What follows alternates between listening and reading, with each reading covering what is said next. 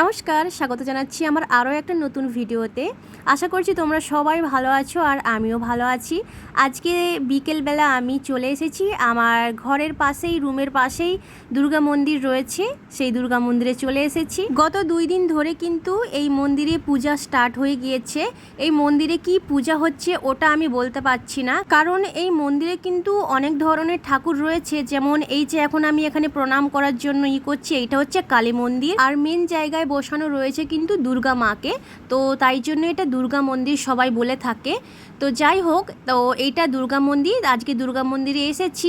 আর এখানে কিন্তু শিব ঠাকুর, গণেশ ঠাকুর, সরস্বতী ঠাকুর, এই ঠাকুরগুলোও রয়েছে সাথে। এই মন্দিরে 8 দিন ধরে পূজা হবে। আমার যে একটা সাউথ ইন্ডিয়ান বন্ধু রয়েছে, বন্ধু নয় বান্ধবী রয়েছে, উনি আমাকে বলেছেন যে 21 থেকে 28 তারিখ পর্যন্ত কিন্তু এই দুর্গা মন্দিরে পূজা হবে। তো ঢোকার মুখেই তো কালী মন্দিরটা পড়ে, ওইখানে প্রণাম করতে হয়, সবাই প্রণাম করে তারপরে কিন্তু সামনের দিকে এগিয়ে আসে। অ্যাকচুয়ালি আমি যেই সাইড থেকে এসেছি ওইটা হচ্ছে মন্দিরের পিছন দিক। তো আমার ঘরের কাছেই এই পিছন দিকটা রয়েছে, আর খুব সুন্দর বড় করে রাস্তা রয়েছে। ওই পাশ থেকেও লোক আসে আর সামনে থেকেও কিন্তু লোক আসে। তো সামনে থেকে যদি আমাদেরকে ঢুকতে হয় তাহলে কিন্তু অনেকটা পথ পেরিয়ে আসতে হবে। তো তাই জন্য না পেরিয়ে এসে আমার ঘরের কাছে যে পিছন রাস্তাটা রয়েছে আমরা সেখান থেকেই কিন্তু যাতায়াত করি। আমাদের এখানে যত লোক রয়েছে সবাই কিন্তু ওই পেছন রাস্তা থেকেই যাতায়াত করে। সে যাই হোক, যখন এই মন্দিরের সামনের দিকে এগিয়ে আসলাম, একজন আঙ্কেল লাঠি নিয়ে দাঁড়িয়ে আছে সবাইকে একটা করে লাঠি দেওয়ার জন্য, কারণ মন্দিরের পুরো চারপাশে কিন্তু জুড়ে রয়েছে এরকম প্রদীপ, আর এই প্রদীপগুলো কিন্তু পূজা হলেই জ্বালানো হয়, তো সবাই মিলে জ্বালিয়ে থাকে। আর এই যে আজকে আমি এই ড্রেসটা পরে এসেছি দুর্গা মন্দিরে, আর আমিও জ্বালাচ্ছি সবাইয়ের সাথে, ভীষণই আনন্দ লাগছে। তোমরা জানিও সাউথ ইন্ডিয়ার এই দুর্গা মন্দির তোমাদের কেমন লেগেছে। পুরো ভিডিওটা দেখো, কিন্তু স্কিপ একদম করো না, তাহলে কিন্তু অনেক কিছুই মিস করবে আমি মনে করি। কারণ সাউথ ইন্ডিয়ান পুজো কিন্তু খুবই আলাদাভাবে হয়ে থাকে, আমাদের ওয়েস্ট বেঙ্গলের মতন হয় না, এটা খুবই স্বাভাবিক। প্রত্যেক রাজ্যের প্রত্যেক একটা নিয়ম থাকে। সে যাই হোক, মন্দিরটাকে পুরো চুনি বাল্ব দিয়ে সাজিয়েছে। আর একটা জিনিস তোমরা এই ভিডিওতে দেখতে পাবে, যত পুরুষ মানুষ রয়েছে ওনারা কিন্তু সব ধুতি পরে এসেছে। এই সাউথ ইন্ডিয়াতে কিন্তু নিয়ম আছে, যারা মন্দিরের ভিতরে প্রবেশ করবে তাদের কিন্তু ধুতি পরতে হবে।